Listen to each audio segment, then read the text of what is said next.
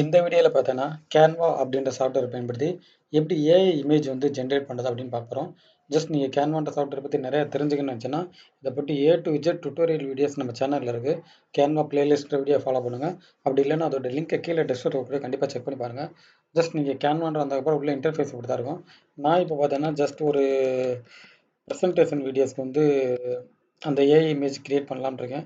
So just நான் இந்த இடத்துல போயிட்டு ப்ரெசன்டேஷன் டெம்ப்ளேட் எனக்கு வேணும்ன்றக்காண்டி அந்த ப்ரெசன்டேஷன் இதுக்குள்ளே போகிறேன் 16:9 நீங்கள் இந்த மாதிரி உங்களுக்கு எந்த இதுக்கு வந்து டெம்ப்ளேட் தேவை அதை கொடுத்துட்டு ஜஸ்ட் இந்த எம்டியாக இருக்குது பாருங்கள்.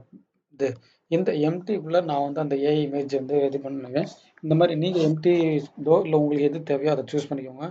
ஒன்ஸ் உங்களோட இன்டர்ஃபேஸ் வந்ததுக்கப்புறம் பார்த்தீங்கன்னா இந்த லெஃப்ட் சைடு பார்த்தீங்கன்னா எலமெண்ட்ஸ்னு சொல்லிட்டு ஒரு ஆப்ஷன் இருக்கா. இந்த எலமெண்ட் அப்படின்ற ஆப்ஷன் வந்து கிளிக் பண்ணிக்கோங்க. ஜஸ்ட் இங்கே ஏகப்பட்ட எலமெண்ட்ஸ் வந்து உங்களுக்கு வந்து ஷோ ஆகும். இங்கே கீழே ஜென்ரேட் யுவர் ஓன் அப்படின்னு இருக்கா. இங்கே போயிட்டு இமேஜு கிராஃபிக்ஸ் வீடியோஸ்னு வரும்.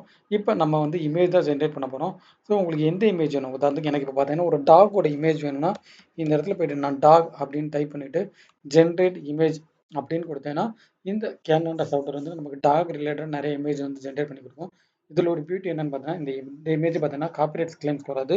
ஸோ நீங்கள் வந்து தாராளமாக யூஸ் பண்ணிக்கலாம். இங்கே பார்த்தீங்களா டாக் ரிலேட்டட் நிறைய இமேஜ் வந்திருக்கு. இதில் நமக்கு எந்த இமேஜ் வேணுமோ அதை சூஸ் பண்ணிக்கலாம். இன்கேஸ் நீங்கள் எதிர்பார்த்த இமேஜ் இதில் இல்லை, நான் உங்களுக்கு புதுசாக வேறு இமேஜ் வேணும்னா இந்த இடத்துல ஜென்ரேட் அகெயின் சொல்லிட்டு ஒரு ஆப்ஷன் இருக்கா. அந்த ஜென்ரேட் அகெயின் சொல்லிட்டு கொடுத்தோம்னா இன்னும் நமக்கு வேறு ஏதாச்சும் டாக் இமேஜ் வேணும்னாலும் அந்த டாக் இமேஜ் வந்து கொண்டு வந்து கொடுக்கும்.